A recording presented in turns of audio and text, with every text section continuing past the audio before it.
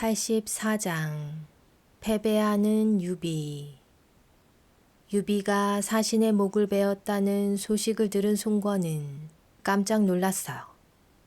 송건이 모든 것을 포기한 듯 풀이 죽은 채 어찌할 바를 몰라 하니 황계의 친구 감택이 나섰어요.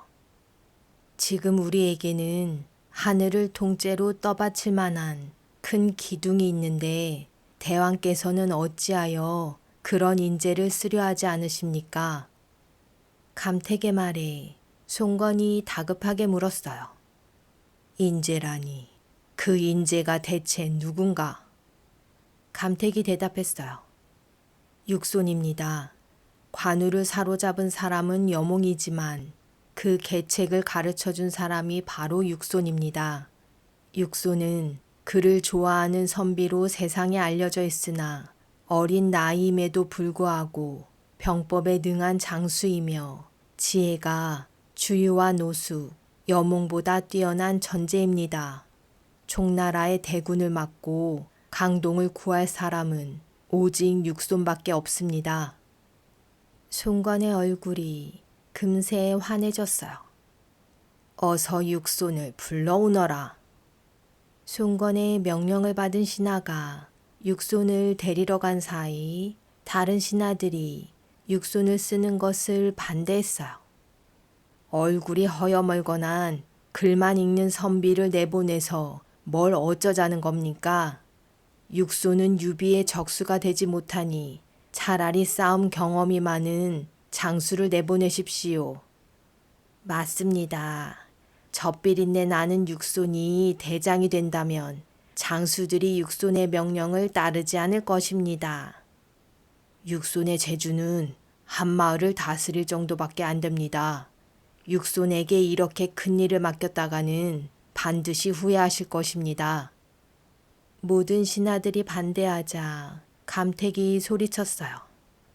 그럼 그대들이 유비를 물리칠 수 있는 방법을 말해보시오.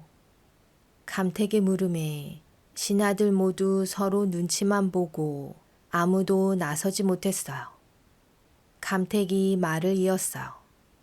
육손을 쓰지 않으면 우리 오나라는 끝입니다. 그러니 육손에게 맡겨보십시오. 감택의 말에 신하들 모두 아무런 대꾸를 하지 못하자 송건이 단호하게 말했어요. 나는 오래전부터 육손을 눈여겨보았다. 이미 결정했으니 모두들 나의 결정을 따르라. 잠시 후 육손이 도착했어요. 송건은 육손을 바라보며 명령했어요. 총나라 군사들이 효정성까지 들이닥치고 있으니 나는 그대에게 모든 군사의 지휘권을 맡길 것이다. 반드시 유비를 물리쳐 오나라를 구하라. 송건의 명령에 육손이 대답했어요. 오나라의 모든 장수와 신하들은 대왕께서 믿고 가까이 했던 분들입니다. 그런 분들이 어린 저의 명령을 따르겠습니까? 육손의 대답에 송건은 허리춤에 차고 있던 칼을 육손에게 전해주었어요. 나는 그대를 믿고 이 자리에 불렀다. 황제인 나를 대신해 이 칼을 그대에게 줄 것이니 만약 그대의 명령을 따르지 않는 자가 있다면 이 칼로 목을 베어도 좋다. 그제야 육손은 송건의 명령을 받들고 총사령관이 되어 군사 10만 명을 이끌고 효정성으로 떠났어요. 육손은 지혜로운 사람이었어요. 육손은 효정성을 지키면서 유비와 싸우는 척하다 달아나기만 할 뿐 좀처럼 맞서 싸우려고 하지 않았어요. 한당과 주태장수가 참다 못해 육손에게 물었어요. 장군이 이곳에 온 지도 2주가 넘었는데 어찌하여 제대로 싸우지 않고 질질 시간만 끄는 것입니까? 육손이 빙그레 웃으며 대답했어요. 적의 기세가 하늘을 찌를 듯하니 지금은 함부로 나가 싸울 때가 아니요. 그러니 모두들 명심하여 내 명령이 있을 때까지 절대 군사로 움직이지 말고 관문과 길목을 굳게 지키시오. 육손의 말에 한당이 자리를 박차고 일어나 소리쳤어요.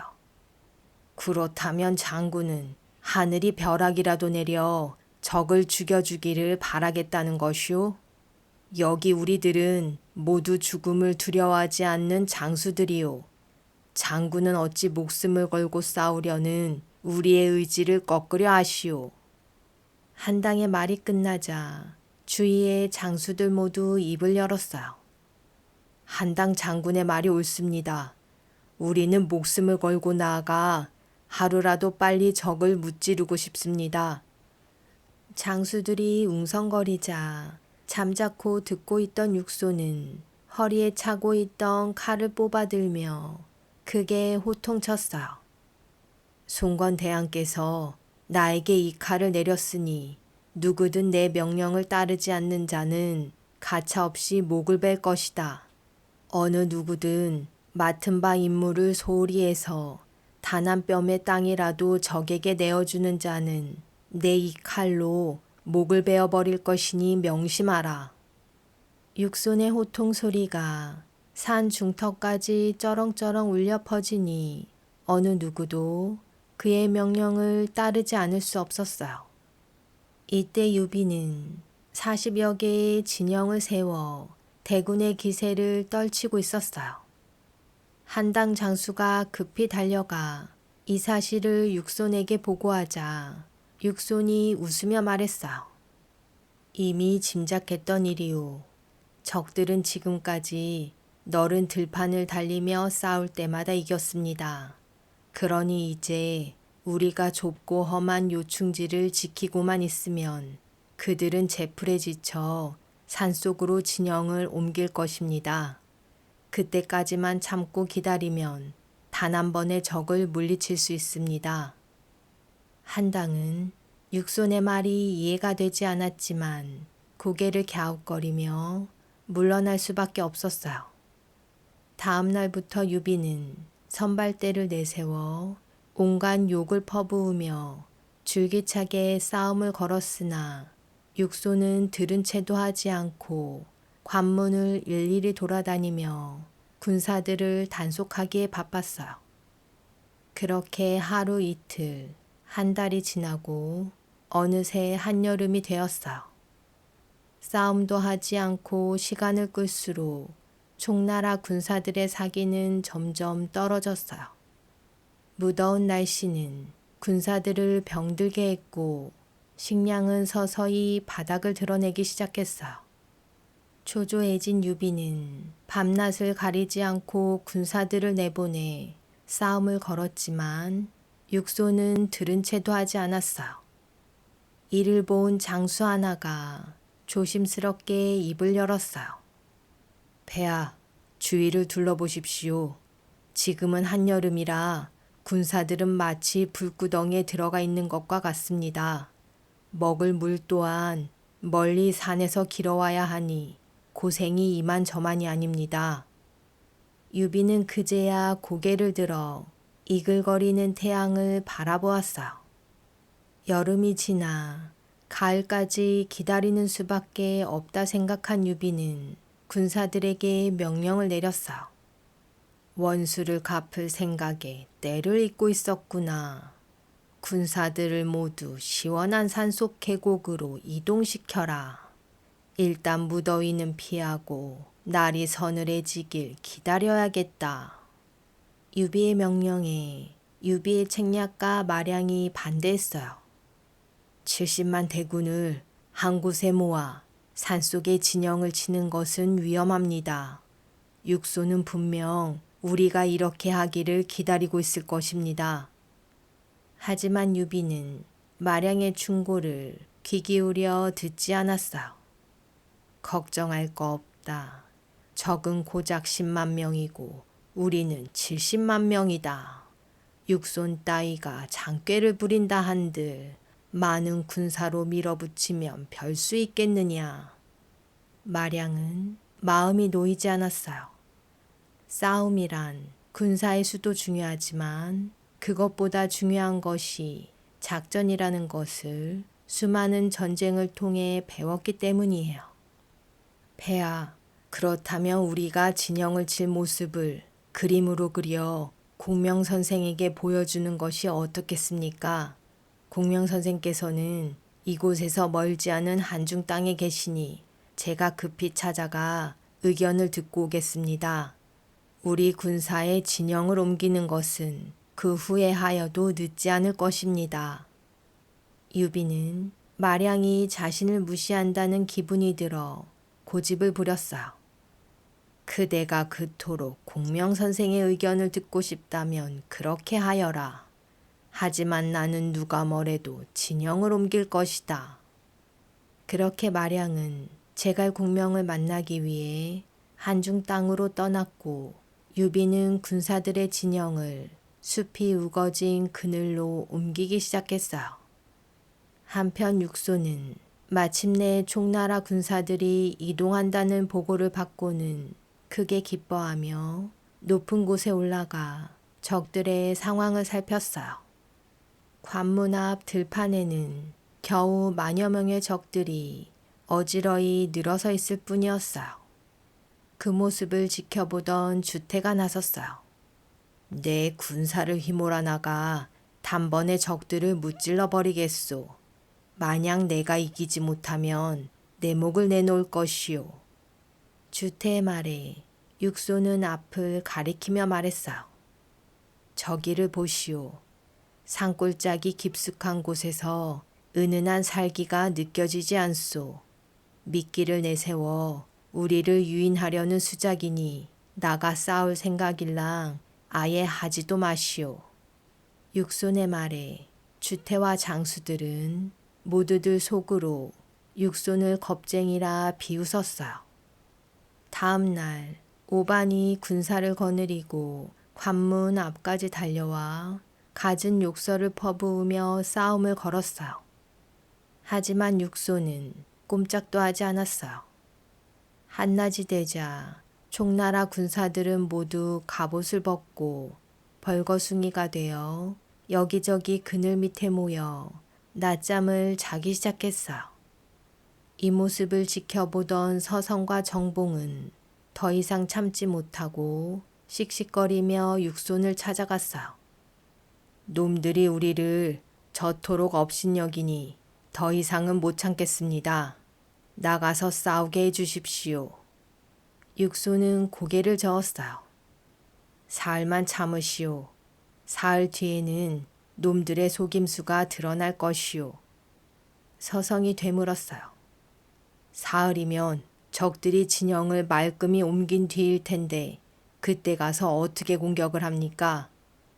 육손이 침착하게 설득했어요. 바로 그렇소. 나는 지금 그것만 기다리고 있는 중이오. 육손의 태연한 태도에 서성과 정봉은 서로 얼굴을 바라보며 쯧쯧 혀를 찰 뿐이었어요. 그렇게 사흘이 지나자 오반도 남은 군사들을 이끌고 산속 진영으로 올라가 버렸어요. 이 모습을 지켜보던 모든 장수들이 땅을 치며 때를 놓친 것을 안타까워하자 육소는 멀리 계곡을 가리키며 말했어요. 드디어 유비가 나오는구나. 그때였어요. 육손의 말이 끝나기도 전에 철갑으로 완전 무장한 병사들이 유비 황제를 보호하며 계곡에서 줄줄이 쏟아져 나오더니 당당하게 관문을 가로질러 산으로 올라갔어요. 이를 본 강동의 장수들이 벌어진 입을 다물지 못하는데 오직 육손만이 두 눈을 반짝이며 다짐했어요. 이제 드디어 기다리던 때가 왔소. 앞으로 열흘 안에 적을 무찌를 것이니 모두들 단단히 준비하고 명령을 기다리시오. 한편 며칠 동안 쉬지 않고 말을 달린 마량은 한중 땅에 도착했어요. 마량은 제갈공명에게 진영의 모습을 그린 그림을 보여주며 설명했어요. 우리 군사들은 강을 따라 200여 킬로미터에 걸쳐 숲이 우거진 산속에 모두 40개의 진영을 세웠습니다. 진영의 모습이 어떠한지 국명선생께서 말씀해 주십시오. 제갈국명은 그림을 쭉 한번 훑어보고는 책상을 내리치며 호통쳤어요. 적이 불로 공격하면 떼죽음을 당할 수밖에 없거늘 도대체 누가 진영을 이렇게 옮기라고 했는가? 이렇게 진영을 옮기라고 한 사람은 우리가 패배하기를 바라는 사람이니 당장 목을 베어야 한다. 국명의 외침에 마량은 제대로 대답하지 못하고 말끝을 흐렸어요. 그것은 폐하께서 직접 결정하셨으며 아무도 권하지 않았습니다. 국명이 다급한 목소리로 말했어요. 폐하께서 이렇게 진영을 옮기라고 했단 말인가? 습하거나 높은 곳, 그리고 지형이 험한 곳에 진영을 치지 않는 것은 기본이거늘 적이 만약 불로 공격한다면 어디로 빠져나가겠는가?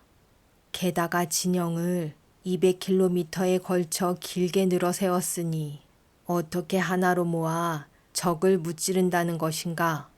그대는 지금 당장 효정 땅으로 돌아가 폐하께 진영을 다시 만들라고 전하시오. 마량이 걱정스러운 눈빛으로 물었어요. 제가 가는 도중 적이 먼저 공격해 오면 어찌합니까? 국명이 대답했어요. 만약 이미 때가 늦었다면 폐하로 하여금 백제성으로 도망치라고 말씀드리시오. 내가 지난날 한중 땅으로 들어올 때 어북포라는 곳에 10만 대군을 감추어 두었으니 아무리 육손이라 한들 그곳까지 쳐들어오지는 못할 것이오. 서두르시오. 나는 지금 당장 익주성으로 돌아가 구원병을 모으겠소. 마량이 고개를 갸웃하며 물었어요. 제가 여기로 오면서 어북포를 지나왔는데 군사는커녕 개미새끼 한 마리도 보지 못했습니다. 그런데 10만 군사라니요.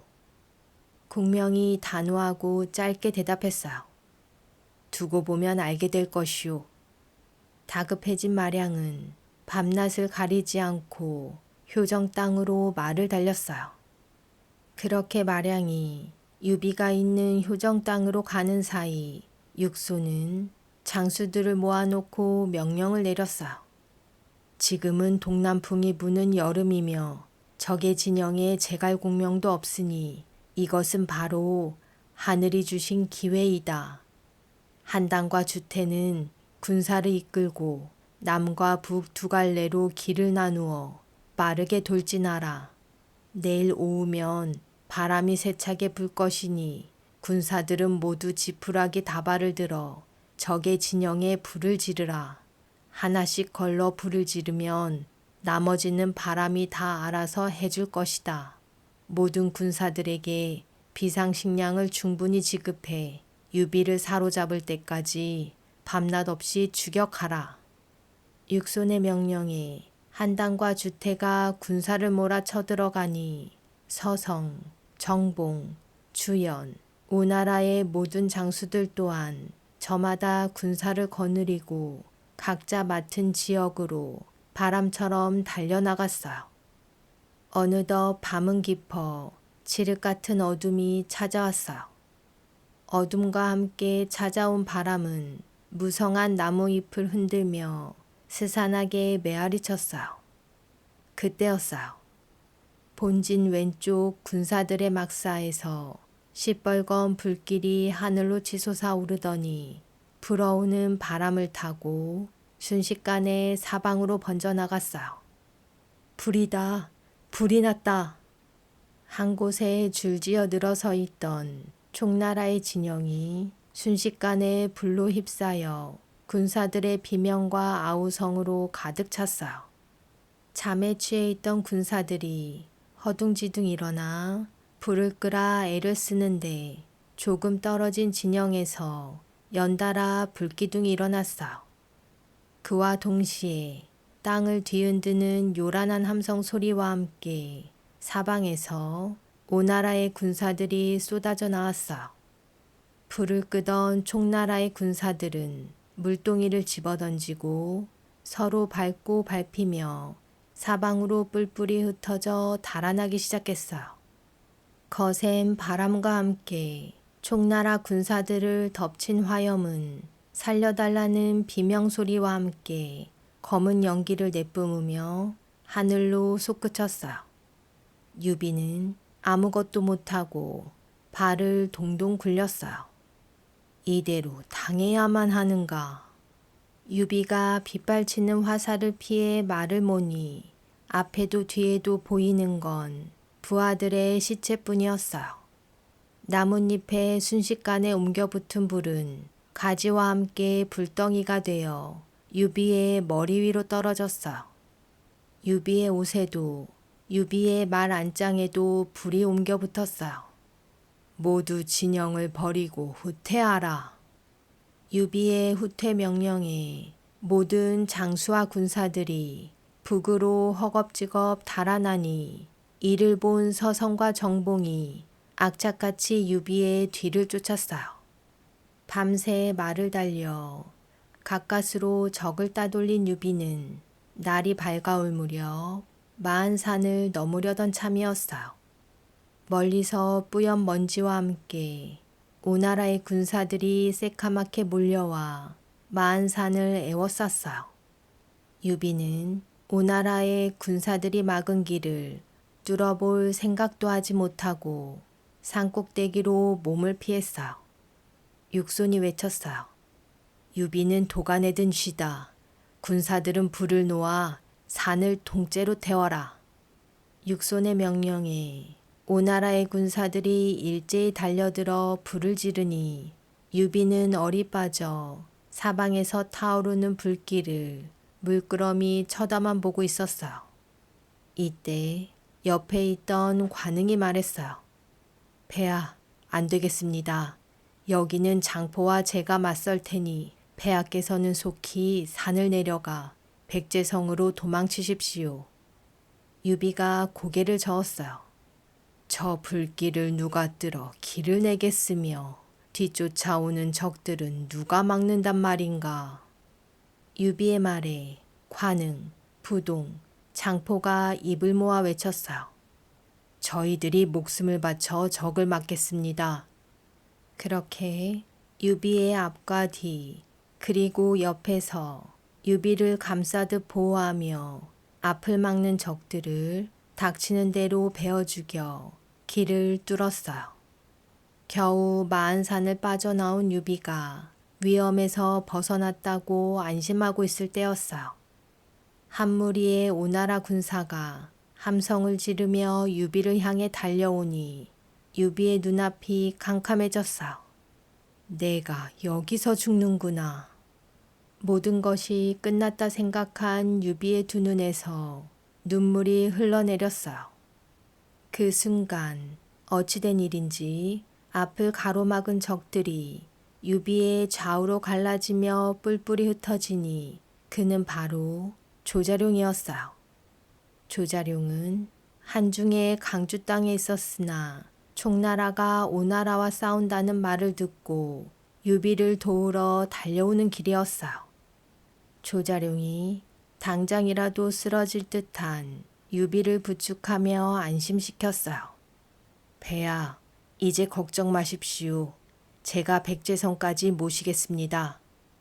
조자룡은 관응 장포와 함께 유비를 구출해 무사히 백제성까지 안내했어요. 이때 백제성으로 돌아온 병사는 수백, 75만 명이었던 대군이 육손의 불공격으로 하루아침에 재가 되어 버렸어요. 육손에게 크게 패한 유비는 관우와 장비의 원수를 갚으려던 꿈을 뒤로 미룰 수밖에 없었어요.